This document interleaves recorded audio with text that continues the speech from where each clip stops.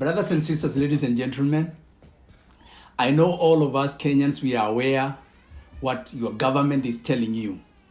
Because I believe yesterday we got the latest report from the government through their spokesperson. I would say that because I tend to believe what Courier was telling Kenyans, that is the message from the president. Number one, the government is telling you, if you have any grievances that you want to pass, the best thing you can do is that go and dig your own well. That is number one. Number two, they want to tell you that already the suffering that we are suffering, it's not only Kenyans, but the whole world is suffering. But we don't live in the whole world. We live in Kenya. And we elected not any other president, but we elected the president of Kenya in order to govern our country. So, fellow Kenyans, in such a time like this, when the government that you have put in place doesn't work for you, but rather they come and they are seeing you as the problem, what would Kenyans do? I want to promise you and I want to tell you, this simply just tells you that these people, since they are illegitimate, they are just showing us openly that they are what we believe for them to be. So fellow Kenyans, we are in hard times and we need right now to work together as a team. You know, all Kenyans of all walks of life, we need to work as a team. Whatever little that you have, be your brother's keeper. Be your neighbor's keeper, because that is the only way we can do, and that's the only way we can survive the hard times that we have. After the elections, there is one thing that I believe. William Samoei Ruto, he is not our president, because I tend to believe he is a puppet for the West. He is a person that is not working for you, ordinary Kenyan. He is a person that is working for another interest somewhere else. But you know, in writings, in saying and in words, he will purport to be your president. But he has another boss that is telling him what he gonna do or what he ought to do. Therefore, Kenyans, just know that this time around you are alone. And the only way you are going to survive, it is when you look for alliance, not anywhere else, but from your fellow Kenyans. As a Kenyan who is living abroad, I can understand what you people are going through. I can see what the suffering of many Kenyans. I really know because I have family that I support. I send the family that I send money from abroad. I know what it means for any other person who doesn't have any help from anywhere. So Kenyans, I believe and I know with all of my heart that we are really suffering and people are really suffering. And we have a government that is careless, that is not careful, even when they speak. It doesn't matter whether there are things or we have solution or we don't. If somebody would come even just show some little remorse, even when he is talking, I tend to believe that all of us as Kenyans, we can at least go through this as a community and as a people and as a republic. But because there are people that who are in government that we did not put, because that government, it is just legitimate as per what they take themselves to be. But in reality, the people who are supposed right now to be governing us are not in leadership. They're out there. They don't have any help because they don't have the instruments of power. They don't control anything. So therefore, we are going to suffer. But I know it's just a little while before we get into another, because already 1 year is down right now. Since this government came into place, it is 1 year down the line right now. So therefore, very soon, another year is gonna be out. Then we have another 5. I mean, after that, we'll go to the 5 years, and I'm sure we will be the first people who will not want to hear anything about this government to come close to us. Fellow Kenyans, and mainly people from the Rift Valley. Sometimes you think that this government is your government. Why? Because most of the time, You know, since independence, or since the white men came to Kenya, they divided and conquered. They divided and ruled. So that is the same thing that our leaders normally do to us. They divide us to rule us. Because the people from the Rift Valley, you are made to believe that this is your government. But you don't have your own petrol station or gas station that you go buy your gas or buy your fuel. You buy just the same that a person from Nyanza, Rift Valley, Central, and all the rest of the counties, where we buy from the same places. What benefit do you have because William Ruto as a Kalenjin? What benefit do you have directly that you get because Ruto is in leadership? It is just a perception. All of us, we come from different tribes and we don't have anybody. We can never even come close to presidency. How do we survive? But the only people who are able to help us today, it is the same people, the Kikuyu community and the Kalenjin community. You have been giving us those poor leaders. When Uhuru Kenyatta was, just recently when he was in leadership, we tend to believe that it was good. But what were we told? We were sold propaganda and we bought it. We were told that Uhuru Kenyatta is borrowing and we are spending over and above what we have. But right now, this government, since Ruto became the president, how many countries has he traveled to? One traveling of a president, I want to promise you, that is money that is able to feed a whole community. So if you count those trips, if he has gone 20 trips, so those are close to 20 counties that is supposed to be getting food. Brothers and sisters, ladies and gentlemen, it is important for us to understand that whatever that these people and politicians have been selling us since independence, I'm sure, and many of us, there are people who have been waiting for the fruit of independence. A lot of people have gone to the grave without seeing anything. There are heroes who came and fought there before, and who are fighting and who have been fighting, but they die, some of them die without seeing that coming into fruitfulness. I want to promise you, Kenyans, in 2002, that is the only time we had a government that was installed by the people of Kenya, and we saw the change. If right now we could, since 2002, we would have been electing our governments and there would not be any interference from outside forces, I want to tell you, Kenyans, right now we would be another country. We would be another economy. Because the first 5 years of President Mwai Kibaki and Raila Odinga, that is the only time that Kenyans, we enjoyed a little thing that we could say freedom, or we could count as freedom. At that time, in that regime, we saw the development that we got. That is when they built the Thika Superhighway.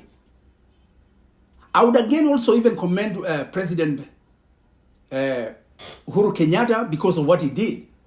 Because he has left a legacy. Even though his deputy, who right now is the president, and who have been telling us that that government was the worst government. Kenyans, Ruto must come out and tell us how they governed when Uhuru was there. He has been saying that that was a government of Raila Odinga and Uhuru Kenyatta, while he was the vice president. Right now, so this government is only Ruto's government without any other person, because I don't know then who Rigathi Gachagua is. I don't know who he is. We should tell us who he is, because after 5 years, if they don't go together to the next election, the deputy president will be talking about the government as though he's not part of the government. If there is any failure with the Uhuru government, that is the failure of Uhuru and Ruto. By the way, do you Kenyans remember Uhuruto? Uhuruto? Let me remind you, Uhuruto. The guys who used to dress up, same ties, same shirts, folded together nicely, you know, like the sleeves folded nicely, like these guys are going to work. But this guy is coming back again and telling Kenyans that that government, it is just like a thief who though he was watching, he did not pick up things by his hands, then comes and tells you, so and so still, me, I'm innocent. Ruto is not innocent. And by the way, he was sabotaging the president. That is the truth of the matter. Maybe a lot of people will not tell him because they are afraid. Me, I'm not afraid. I will tell you by your face, because a man is born one day, he will die one day. Therefore, I will say without fear of contradiction.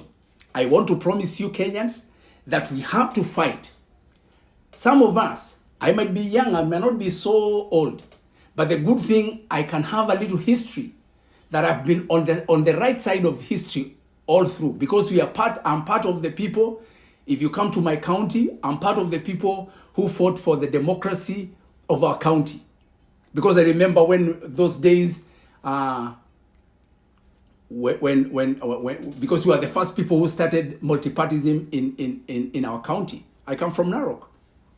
We used to go and do our campaigns using Mariamu. I know every Kenyan knows Mariamu.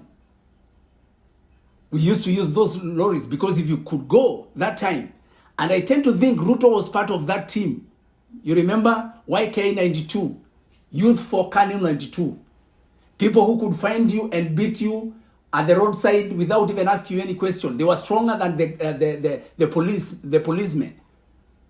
So this is the same person. What Ruto is doing and what the president is doing, let me call him the president because already he is, we like it or not, even though he has been installed by Western governments. He has been incarnating. Ruto has been in leadership for close to 30, I think 30 going to 40 years now, if I'm not wrong. Therefore, if such a kind of a person, he will tell you. So Ruto has been in Kenya, in Kenyan politics and Kenyan leadership from the day he entered into politics. So Ruto is a big problem for our politics. Because, according to him, he has been as clean as water, as white as snow. But in reality, he has been part and parcel of all regimes that have been oppressing Kenyans. If Kenya has been oppressed, Ruto has been part of that. I want to talk to my brothers because I come also from the Rift Valley. So when I say Rift Valley, mostly maybe let's say the North Rift. It is only you who can help us to remove these kind of people. Because the next election, right now I don't want to start discussing about this election. This one is done. If somebody steals something and he did not steal, he robbed you. A robber always uses violence to take. He is not stealing when you don't know. He's robbing, he's taking by force. He's taking while you know, and you know he has it, but since you are not powerful, then you have nothing to do. Therefore, I call upon my brothers from the Rift Valley, the North Rift, the young people who did not vote the last election. I know the people who are supposed to have voted, the number should have been around 22,000. 22 million, sorry. So, but the only vote that were there is close to 14, I think we were told, 14 million.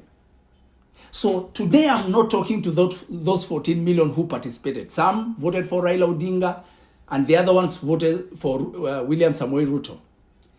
But for the rest of the people who did not vote and they have the voters' cards, you are the people I'm talking to. You are our last bullet come the next election. We need to show Ruto. He has been telling people that you will know that you don't know. We need to tell him he also don't know what Kenyans know. Because right now the suffering, it is for a Kikuyu, a Kalenjin, a Maasai, and everybody that is in Kenya. other than the people that are in offices, because for them, they have been open a door for them to steal. That's why Kuria is talking the way he's talking. Kuria is coming like somebody who is, I would say, I use the Swahili word, mtu ambaye ameshiba, ametosheleka. So he doesn't want anything. So that's why he's telling you, you dig your own well. Wow. That is the government that is elected by the people of Kenya. That is a government that is supposed to govern the people of Kenya. And that voice is Ruto's voice. Ruto is testing the waters. He wants to see the reaction of Kenyans. But if all of us can stand and realize what these leaders has been doing to us, I'm sure we can change. And therefore, I want to tell you, Kenyans, as young people and as people who are not going to lose hope, we need to stand up. The next election will be our time. We are going to vote out all these people. And by the way, when you see the kind of people that William Ruto brought, these are the manner like Moses Kuria. Sasa ukishinda kutoka asubuhi mpaka jioni, bei ya mafuta imeongezeka, si uchipe kisima yangu. Surely, and Moses Kuria has a very strong docket. He's involved even in some issues that are not only local but also international. What are we showing the rest of the world? What are we showing the rest of the world if that is the voice of our government? Somebody who tells Kenyans to go and dig their own wells. I promise you, we will dig a well, and that well, we are going to throw you there, never to come back again. Thank you, Kenyans. And I know, go with that kind of a belief. All of us, we have to fight, and we have to not to be, do not be afraid. Do not be scared.